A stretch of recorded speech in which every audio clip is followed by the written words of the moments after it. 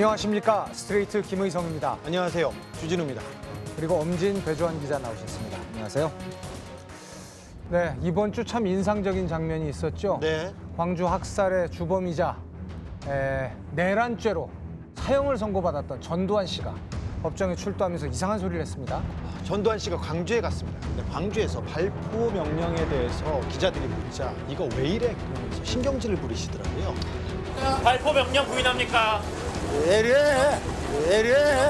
발포 명령 사과할 생각 없으세요? 광주에서 전두환 씨가 할 소리는 아니지 않습니까? 제가 그 말을 하고 싶습니다. 이거 왜 이래? 이 질문이야말로 국민들이 전두환 씨한테 하고 싶은 질문 아니겠습니까? 전두환 씨는 법정에서 눈을 감고 있거나 심지어 졸기까지 했어요. 광주 법정에서 헬기 사격에 대해서 물어보자마자 뻔뻔하게 거짓말을 계속했고요. 네, 이와 관련해서는 지난주에 중요한 보도들이 나왔죠.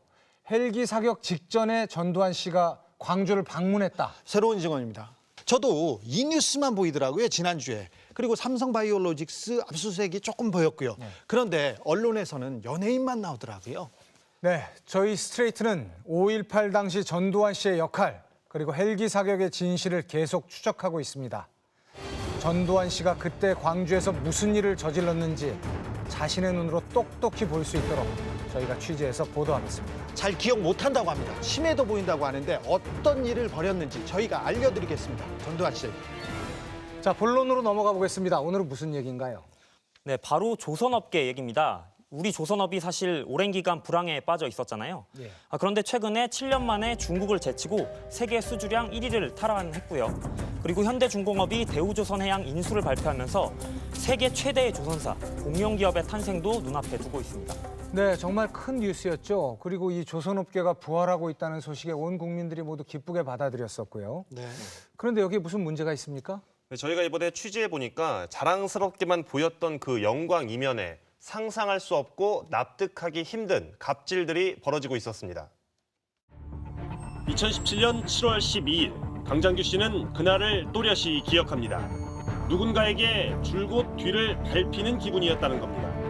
앞에 주차장에다가 차를 대고 이제 우리 행동을 주시하더라고요. 세무서를 나와 개인 용무차 들른 구두방과 사무실 두 곳까지 가는 곳마다 차량 한 대가 계속 눈에 띄었습니다. 내가 여기 있으니까 저 밑에서 이렇게 올라와 가지고 이제 저 위에 가서 다시 돌려가지고 내려가지고 그거를 세 번 네 번 왔다 갔다 했습니다. 뒤가 서늘해진 강 씨는 황급히 차량 번호부터 적었습니다. 62하 3151 모닝 렌터카. 운전자는 대우조선해양 직원으로 보였다고 합니다.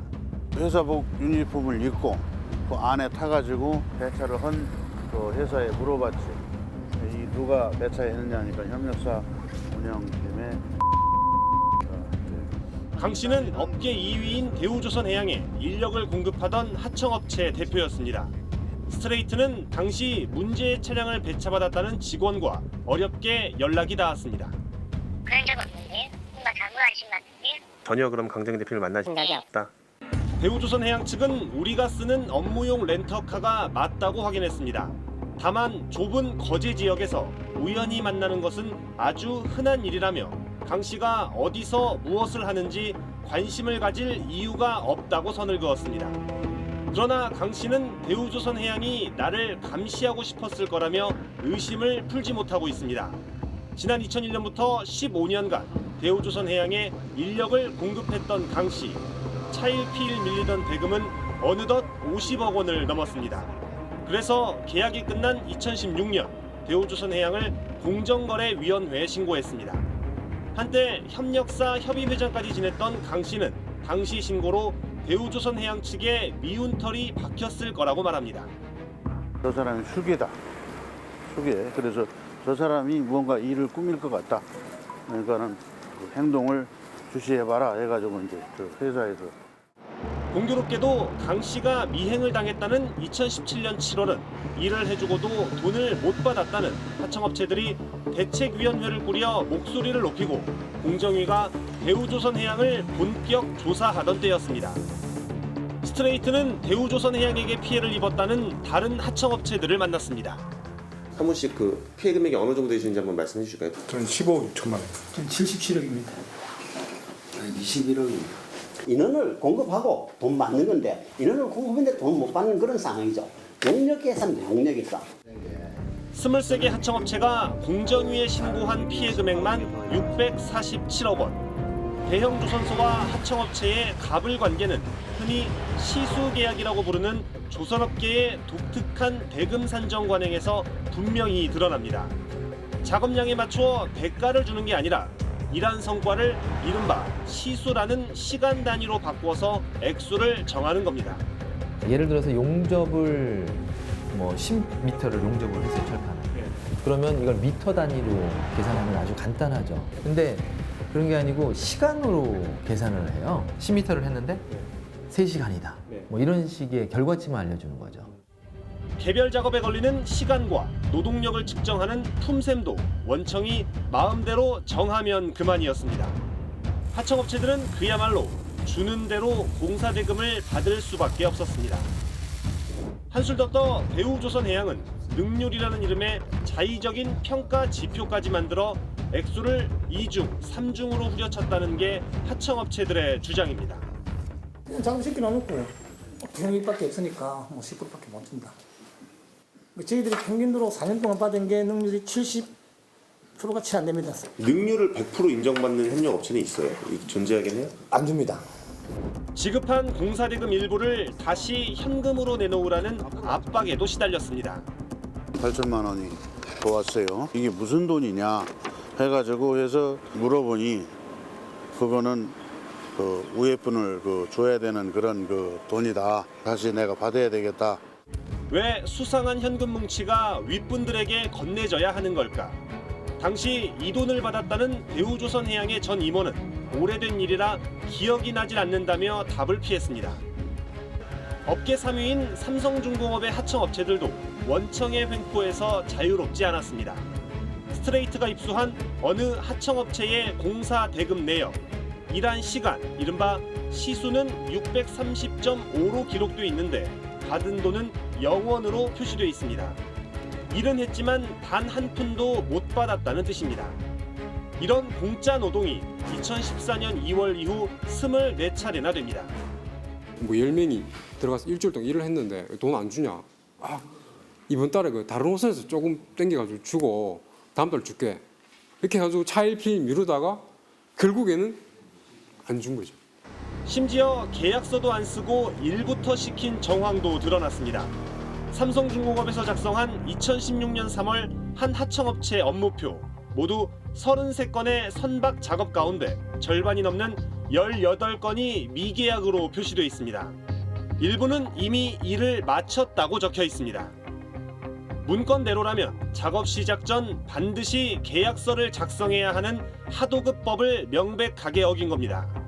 약속도 없이 일에 동원되다 보니 대금을 헐값으로 받아도 따질 근거조차 없습니다. 월말까지 계약을 보류를 시킵니다. 월말에 가서 도저히 뭐 회사 상황이 갑자기 어려워졌다든지 하면은 저희가 일을 해도 더 받을 수 있는 부분도 없고 얼마를 받을지 모르는 상태에서 일을 하고 내가 직원들한테 이제 급여를 줘야 될 시점, 막 돈이 막 들어가야 될 시점에서 야 이제 계약서를 쓰자라고 하면서 단가를 후려치면 그 계약서를 안 쓰겠다고 버티다가 어쩔 수 없이 쓰게 되는 거죠.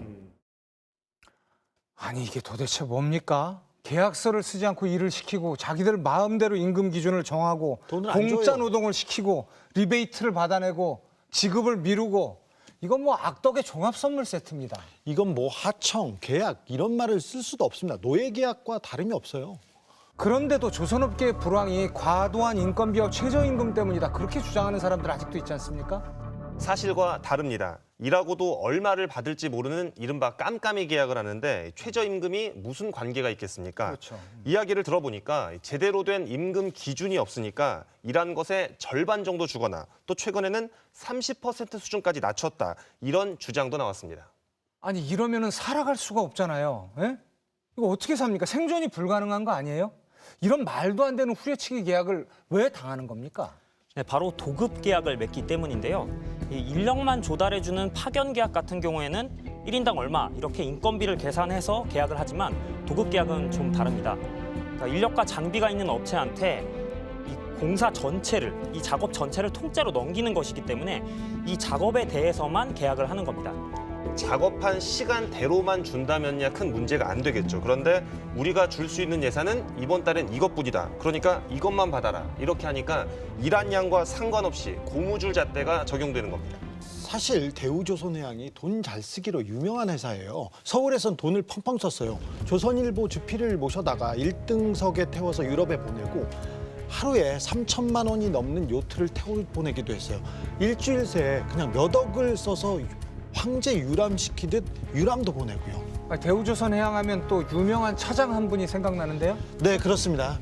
한 차장님이 200억 원이 넘는 회사 돈을 횡령해서 건물 사시고요. 해운대에 바다가 보이는 아파트 사십니다. 그리고 그분이 2억짜리 시계를 사셨는데 그런 시계가 몇 개 있었습니다. 그리고 3억짜리 페라리도 사시고 슈퍼카가 5대 있었습니다. 여자친구가 있었는데요. 여자친구한테 백을 수백만 원짜리 백을 100개 가까이 사주셨어요. 그런데 이건 단지 개인의 일탈 이렇게만 바라볼 일이 아니라 그럴 수 이 회사 없죠. 경영 자체가 그만큼 방만하게 이루어졌다 이렇게 봐야 되는 거 아니에요? 그렇습니다. 또 그렇게 낭비된 돈만큼 그 고통이 다시 하청업체들에게 전가된 거죠. 월급을 쥐어짜내고 또 그만큼 월급을 깎았다. 이게 하청업체들의 주장입니다.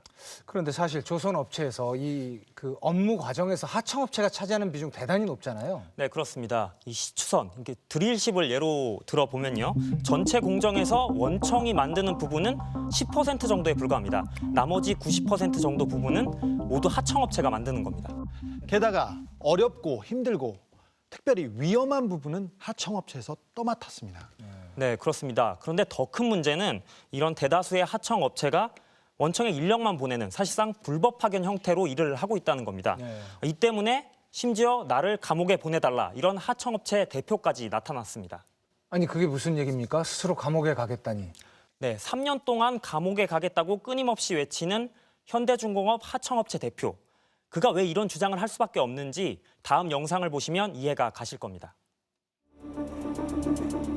지난달 28일 한 중년 남성이 고용노동부 울산지청에 소환됐습니다.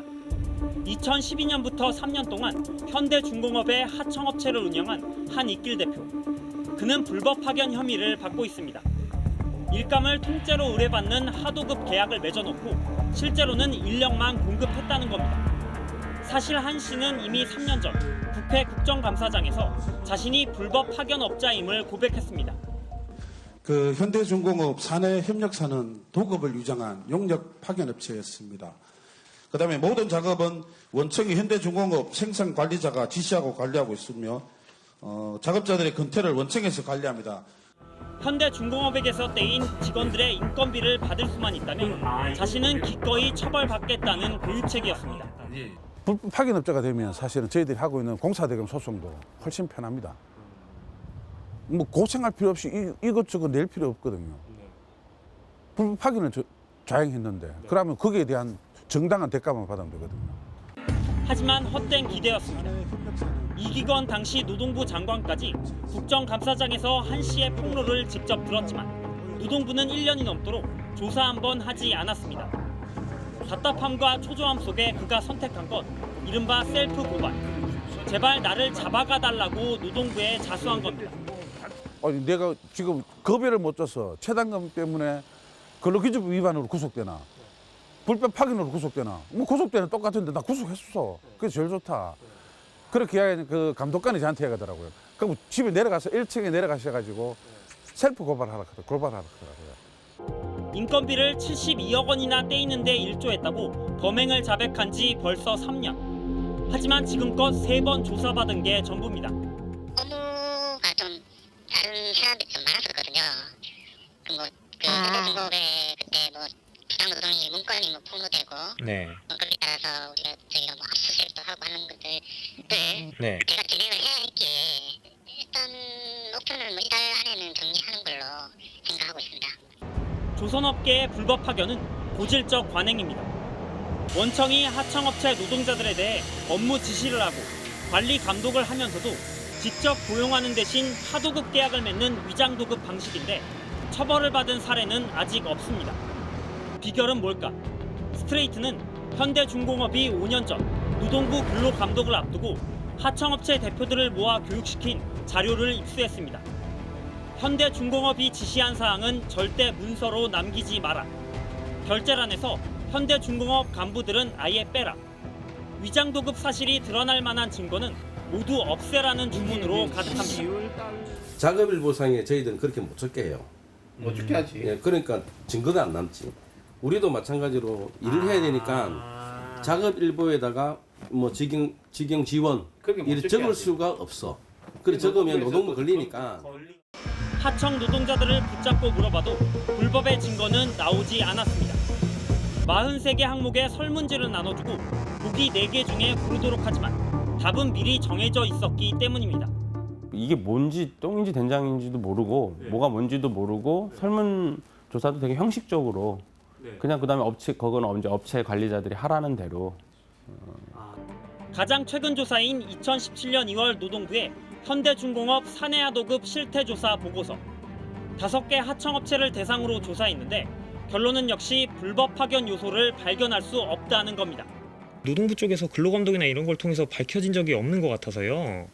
그럼 제가 좀 확인을 해봐야겠네요. 지금 감독을 하는 것도 있고 그럴 거거든요. 근데 제가 정확히 잘 기억이 안 나네요. 요식행위에 불과한 근로감독이 되풀이되면서 하청업체 대표들은 속수무책, 벼랑 끝으로 내몰립니다. 일부 대표들은 현대중공업 앞에 천막을 친 노숙농성과 함께 청와대 국민청원 게시판에도 원청의 갑질을 멈춰달라고 호소했습니다. 제가 국민청원을 올리게 됐습니다. 너무 답답해서 올리고 나니까 바로 전산을 통제하고 출입증을 통제를 해버린 상황이에요. 본인들은 얘기를 하죠. 아, 그때 오류가 생겨서 기계고장이라고 얘기를 하겠죠. 근데 우리 업체만 안 됩니다. 우리 업체만. 수십억씩 빚만 남은 하청업체 대표들은 이제 감옥 갈 날만 기다리고 있다고 합니다. 직원들에게 줄 임금 체불액이 더는 손을 벌릴 데가 없을 만큼 불어났기 때문입니다. 작업자들 50명한테 고발을 당한 상황이고 그 재판을 뭐 지금 해야 되는 상황이고요. 아, 그럼 대표님도 자칫하면 법정 구속이 되실 수도 있는 상황? 예, 법정 구속이 될 수도 있죠. 현대중공업하고 이렇게 싸움을 하고 있기 때문에 조금이나마 법정 구속을 좀 피해달라 뭐 그렇게 하소연하는 수밖에 없죠.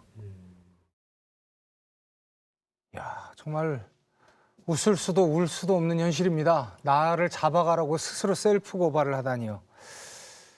아니, 이 떼인 공사비 받아내기가 이렇게 어렵습니까? 이게 무슨 뭐 다단계 사기꾼한테 떼인 돈도 아니고 대기업인데요. 그러니까 이름만 들으면 누구나 아는 대기업에 그 미납 대금을 받는 게 이렇게 어려운 겁니까? 네, 4년 전에는 현대중공업 하청업체 대표 한 분이 스스로 목숨을 끊는 안타까운 일이 있었는데요. 그분이 남긴 유서에는 이렇게 적혀 있었습니다. 공사대금 떼이니 임금 지급 일자가 지겹다. 벌어놓은 돈은 없고 3년 넘게 적자를 보게 되니 이제는 사는 게 미련 없고 가족에게 미안하다. 저는 이 부분이 잘 이해가 안 갑니다. 이 한두 푼이 아니고 수십억이나 되는 돈이잖아요. 이 큰 빚을 떠안을 때까지 하청업체는 왜 말 한마디도 제대로 못한 겁니까? 네, 사실 조선사에서 희망 고문을 하기 때문입니다.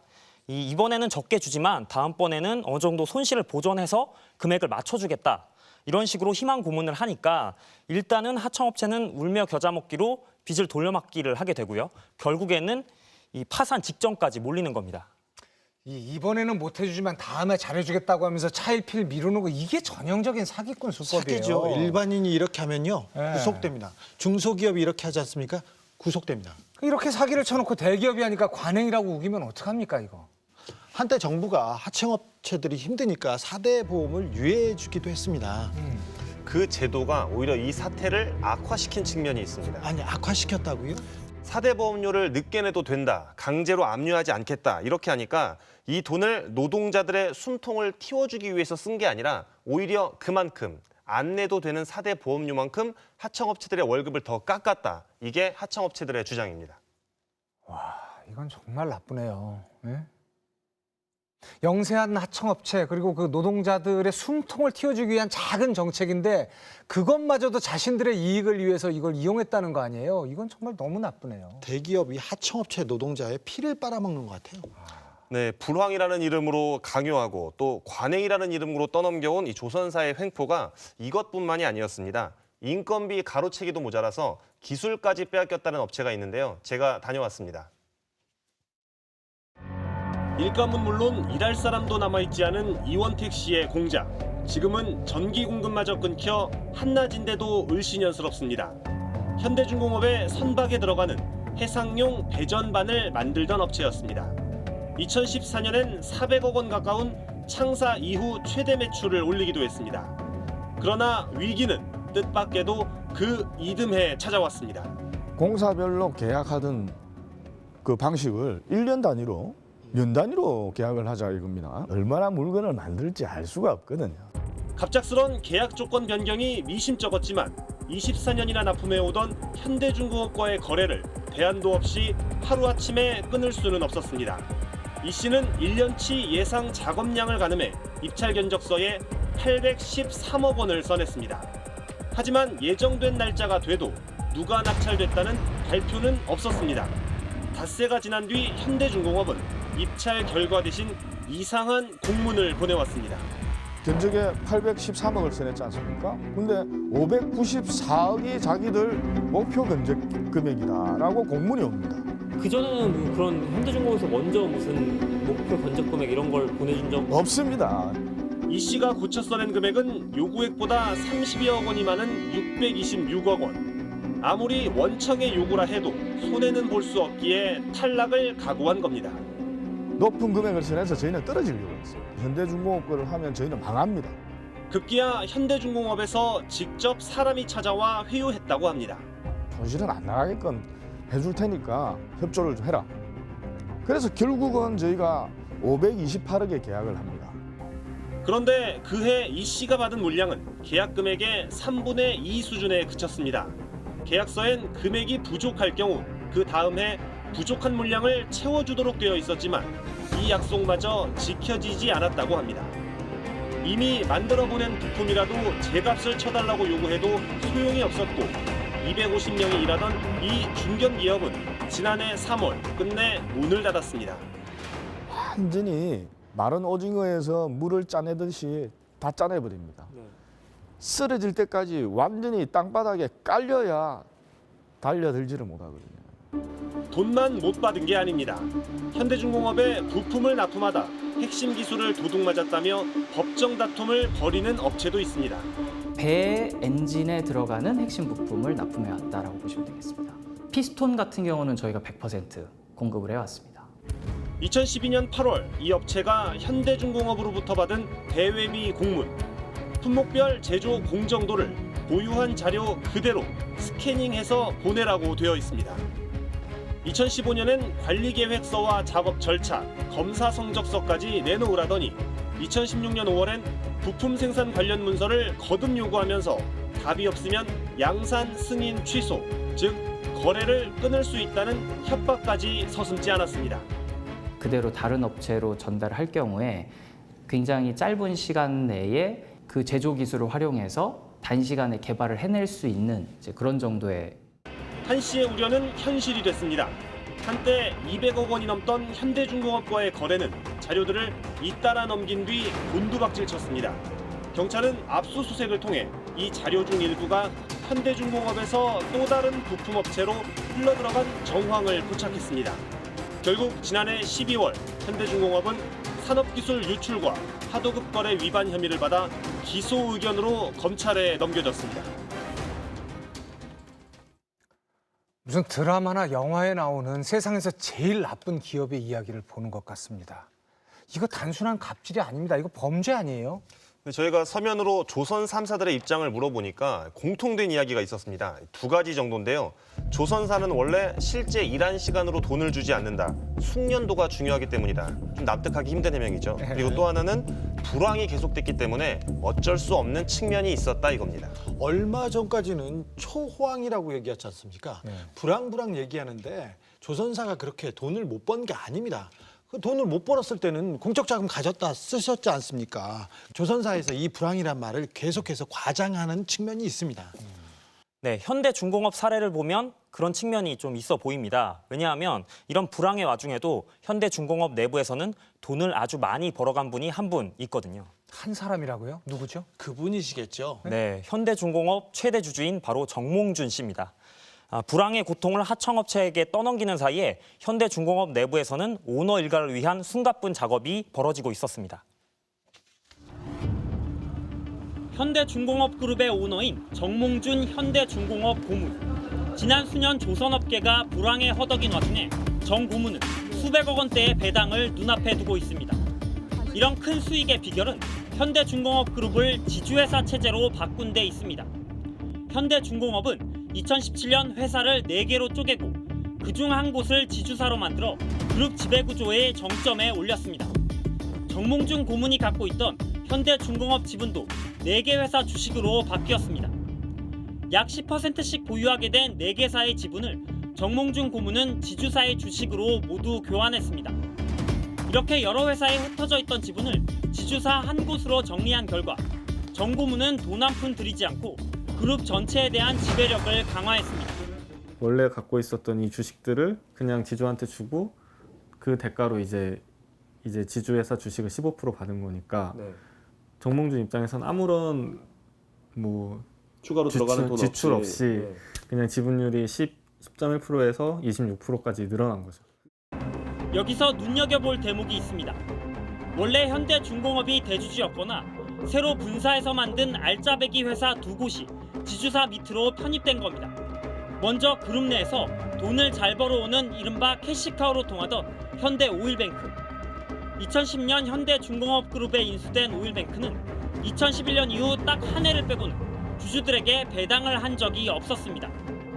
불황이 깊어지며 당시 모회사였던 현대중공업이 적자에 시달리는데도 현금을 풀지 않은 겁니다.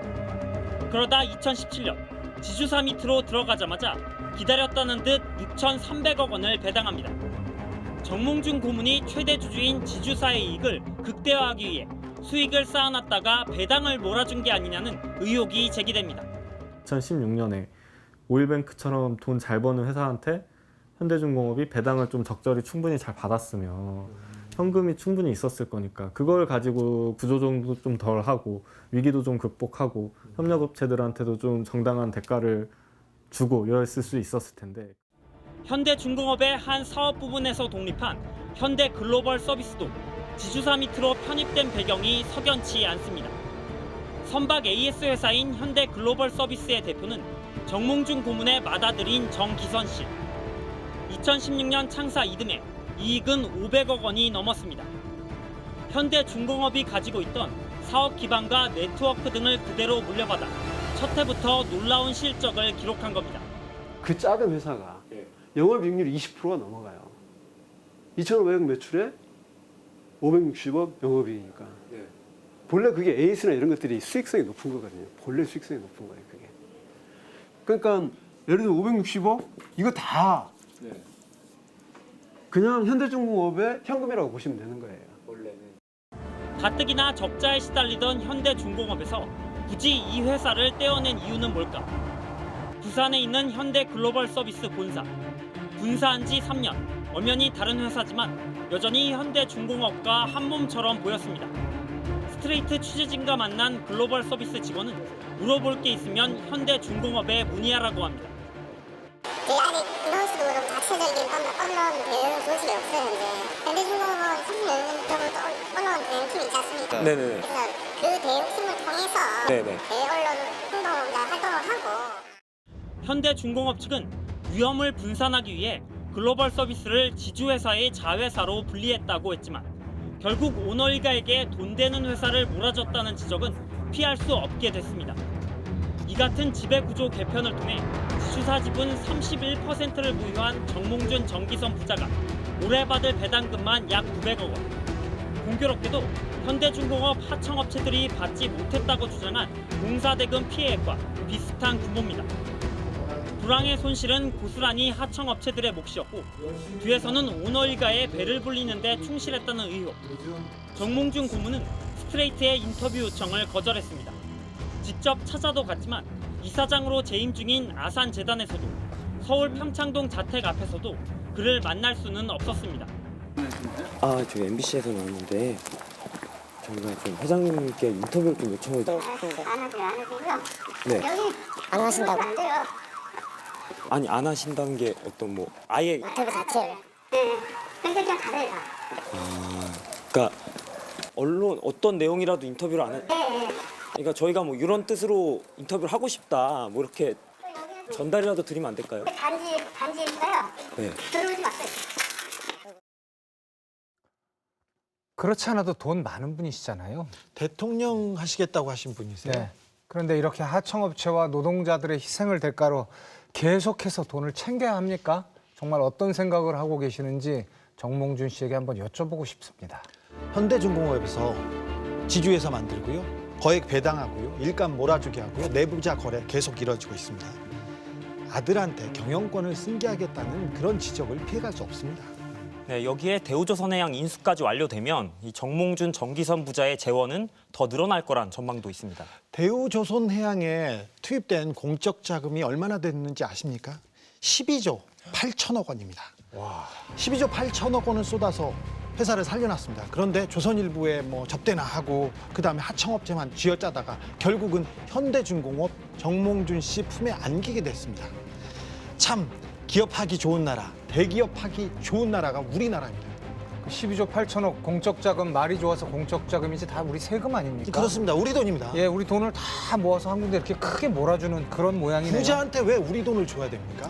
노동부는 뭐 하고 있고 또 공정위는 또 뭐 하고 있습니까? 이런 거 하라고 만든 부서 아닙니까? 네, 사실 그동안 정부 차원의 조사는 여러 차례 있었습니다. 그런데 제대로 된 처벌로 이어진 적은 없었습니다. 지금부터 그 이유를 보여드릴 텐데요. 정부와 법원 그 둘 중에 어느 쪽의 책임이 더 큰지 보고 판단해 보시죠.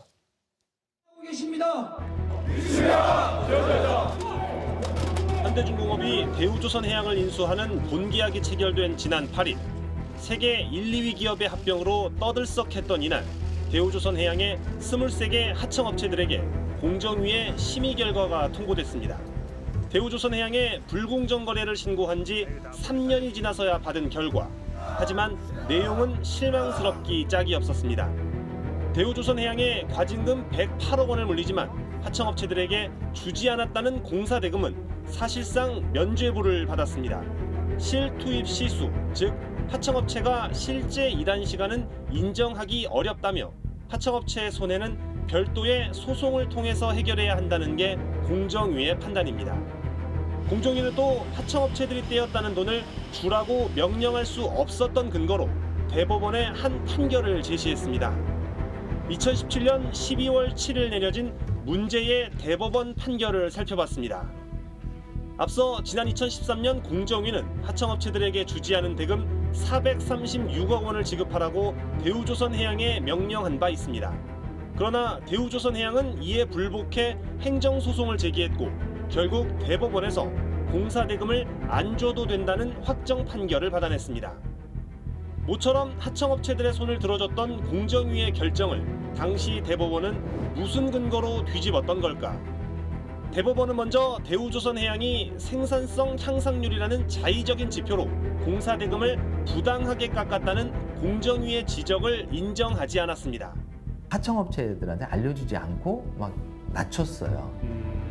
그거를 이제 공정거래위원회에서는 부당한 하도급 대금 인하다 이렇게 판단했는데 대법원 가서는 아니다. 그거는 그 정보를 하청업체들한테 알려줄 필요는 없다. 생산성 향상률을 뺀 다른 부분은 하청업체들과 합의한 것으로 볼 수 있어 원청이 일방적으로 계약을 맺은 건 아니라는 겁니다.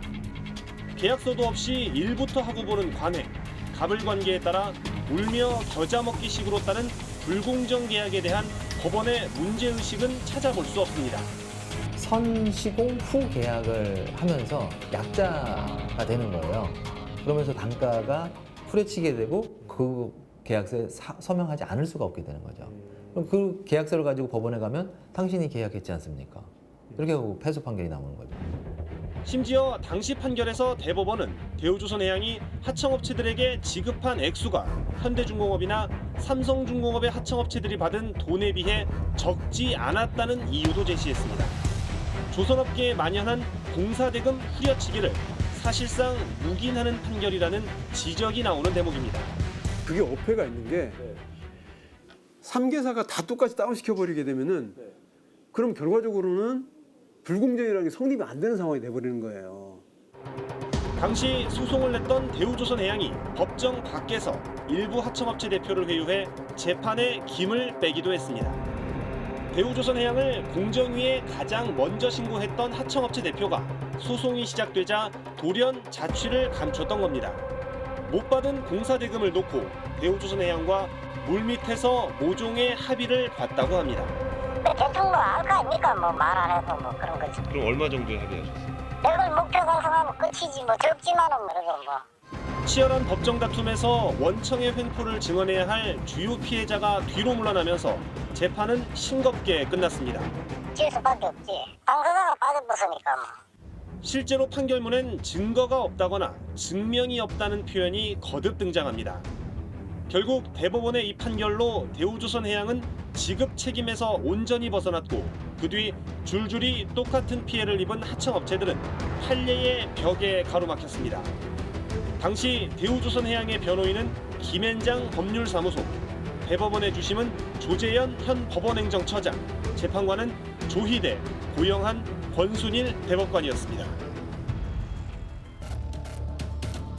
고영한, 권순일 대법관, 이분들 이름은 저희가 사법농단에 대해서 다룰 때 계속 봤던 이름인데요. 또 뵙네요. 너무 자주 나와요. 너무 여러 군데에서 나옵니다. 뭐. 대우조선해양을 변호했던 김앤장도 주목해야 됩니다. 김앤장에는 공정위와 대법원 사람들이 속속 포진해 있습니다. 네, 여기서 또 하나 저희가 취재하면서 알게 된 건데요. 이 대우조선해양 하청업체 대표가 처음에 피해 신고를 했던 공정위 서울사무소가 있습니다. 네. 그런데 그 피해 상황을 접수받고 처리했던 담당자 중에 한 분이 공교롭게도 이 업체들의 소송이 진행되던 그 즈음에 자리를 옮깁니다. 어디로 갔을까요? 김앤장입니까? 맞습니다. 반칙이잖아요. 이야, 정말 소름 끼칩니다. 김앤장 무섭네요. 예? 네, 그래서 저희가 김앤장으로 옮긴 이분을 만나보려고 수차례 시도했지만 지난 직장의 일이라 언급하고 싶지 않다면서 답을 피했습니다. 지난 직장의 일 때문에 취업하신 분이 맞습니다. 이거 정말 심각한 이 관련성이라고 볼 수 있겠네요. 하지만 이 공정위와 법원 누가 더 책임이 큰가를 생각해 보면 결국은 이런 판결을 내렸던 대법원이 더 책임이 크지 않을까요? 대기업을 감시해야 될 공정위가 대기업 편을 들고 있습니다. 결코 책임이 적다고 볼 수 없습니다.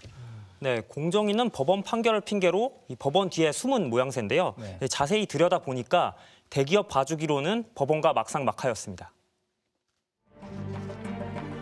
대우조선해양에 대한 108억 과징금. 공정거래위원회의 의사결정 과정은 애초부터 납득이 되지 않는 부분이 많았습니다.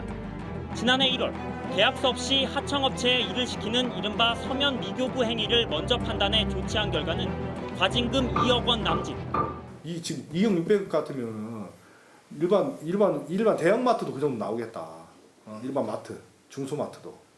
장난치냐 지금 이게. 우리 피해 금액이 얼마인데. 쥐꼬리만한 과징금이 매겨진 데는 이유가 있었습니다. 공정위가 최초 산정한 과징금은 31억 원. 그런데 계약서를 제대로 쓴 적도 있으니 문제를 자진시정했다면서 26.5%. 공정위가 정한 하도급 가이드라인을 운용하고 있다고 또 10%를 줄여줍니다. 이렇게 남은 과징금이 19억 6천만 원. 여기에 대우조선해양이 5년 연속 적자를 봤다며 무려 90%나 통 크게 깎아줍니다. 이런 식으로 당초 금액의 10%도 안 되는 2억 600만 원이 부과된 겁니다. 이 결정은 당시 공정위 상임위원이었던 곽세붕 최규하 그리고 비상임위원이었던 고동수 세 사람으로 구성된 소위원회에서 나왔습니다. 과징금 고시에 있는 그런 기준에 따라서 그 과징금을 부과했는데 이제 그게 너무 과하다, 너무 과소하다 하는 부분들에 대해서는 누구나 다 판단할 수 있겠죠. 공정위의 당시 과징금 부과 기준을 보면 납부할 능력이 현저히 부족한 경우 면제까지도 가능하다고 돼 있습니다. 마음만 먹으면 공정위원들이 얼마든 봐줄 수 있는 형편이었습니다. 감사원에서도 지나치게 자의적이라고 지적받은 규정입니다. 거대 조선사들에 대한 온정적인 공정위의 솜방망이 처벌, 이뿐만이 아닙니다. 공정위의 분위기는 하루가 급한 하청업체 대표들과는 달랐습니다. 전화해서 어디까지 진행됐냐고 물어보면 담당자가 바뀌었다는 겁니다. 저희는 2년 동안에 가가지고 4-5번을 가서 설명을 하고 업무 인수인계도 제대로 안 돼 조사 결과가 나오기까지 하염없이 기다려야 하는 겁니다. 우리는 지방사무소라 예. 여기 있다가 여기 오래 근무를 안 하고 보통 2-3년 있다가 본부로 가든지 네. 서울사무소 가든지 하거든요. 네. 이제 그렇게 그게 이제 캡슐스 그런 거죠. 더욱이 공사 대금을 주지 않아도 된다는 문제의 2017년 대법원 판결이 나오자 소액 과징금 부과 정도로 책임을 다했다는 면피, 눈치 보기도 심해졌습니다. 처음에는 뭐 대부분은 우리가 어떻게 바꾸냐 하면서 뭐 무혐의 쪽으로 하다가 사장님도 바뀌시고 뭐 무혐의를 하면 계속적으로 이제 문제가 될 거로 해가지고 저희가 어떻게 할 수 막 고민을 하다가 공정위의 판단이 과연 공정했는지 비판이 일자 김상조 공정위원장이 뒤늦게 사과했지만 대형 조선사들과 거래하는 여러 중소기업인들의 어려움이 매우 컸을 거라고 생각을 합니다. 그 과정에서 저희 공정위가 또 해야 할 일을 적기에 하지 못한 부분이 또 있었다라고 생각을 합니다. 고질적 관행을 뿌리 뽑기 위한 길은 멀기만 합니다. 공정위가 과징금이나 공사대금 지급 명령을 내리더라도 원청인 대기업들은 소송으로 시간을 끌며 반전을 노리기 때문입니다. 최근 108억 원을 부과받은 대우조선해양도 이미 행정소송에 나서겠다고 밝혔습니다. 신고 뒤 몇 년을 기다려 공정위의 결정을 받아내도 소송이 시작되면 대법원 확정 판결까지 좋게 3-4년은 또 기다려야 합니다. 당장 수십억 빚을 짊어진 하청업체 대표들에겐 가혹한 현실이고 보니 조선사들이 공정위 조사를 우습게 여기는 이유이기도 합니다. 올라가서 매우 우는 소리 할 때 우리 기성 안 나온 거는 진짜 인정은 하잖아. 공정거래위원회 가셔봐야 그렇게 크게 답 없습니다. 그게 현실입니다. 제가 봤을 때. 현재 조선 3사 45개 하청업체가 호소하는 피해 금액은 줄잡아 2천억 원. 신용 불량자가 되고 감옥에 가고 가족까지 해체되는 고통 속에서 하청업체 대표들은 최소한의 자존감도 팽개친 지 오래입니다. 그런 뭐 땅콩회항이다 뭐 이런 얘기 막 많이 듣지 않습니까? 솔직히 저는 뭐 욕을 하든 물컵을 던지든 간에 뭐 그런 건 상관없죠. 뭐 내가 혼자 그냥 다 감내하면 되니까. 대신에 그냥 직원들하고 다 젊은 직원들인데 직원들하고 내가 일만 할 수 있게 달라. 그럼 갑질 얼마든지 해도 된다. 무슨 갑질을 당해도 좋으니 먹고 살게만 해달라. 마지막 인터뷰가 정말 눈물겹습니다. 이 세계 최대 조선 강국의 민낯이 겨우 이 정도였습니까? 이 문제에서 공정위의 역할을 따져 묻지 않을 수 없습니다. 심판이 선수로 뛰었습니다. 대기업 편에서 공정위가 제대로 역할만 했어도 이렇게 하도급 갑질 문제, 이 불법적인 사기 문제, 이런 문제가 이렇게 심각하지는 않았을 것입니다. 네, 공정거래위원회가 지금 현대중공업과 삼성중공업에 대해서 직권조사를 하고 있는데요. 이달 말이나 다음 달 초쯤에 결과가 나온다고 합니다. 이번에는 제대로 책임을 물을 수 있을지 또 대기업에게 면죄부만 주는 것은 아닌지 저희 스트레이트가 계속 지켜보겠습니다. 현대중공업에는 이런 표어가 걸려 있다고 합니다. 우리가 잘 되는 것이 나라가 잘 되는 것이며 나라가 잘 되는 것이 우리가 잘 될 수 있는 길이다. 그 우리는 왜 정몽준 씨 오너 일가여야만 하는지, 하청업체와 그 노동자들은 왜 우리가 될 수 없는지 저는 다시 한번 묻고 싶습니다. 조선업의 80~90%를 하청 노동자들이 떠받치고 있습니다. 하청업체 사장들이 이렇게 못 살겠다고 고통을 호소하고 있는데 하청 노동자들의 삶은 어땠겠습니까? 그들을 짓밟고 세운 세계 1위 조선강국. 이게 과연 무슨 의미가 있겠습니까? 끈질긴 추적 저널리즘 탐사기획 스트레이트. 저희는 다음 주에 찾아뵙겠습니다.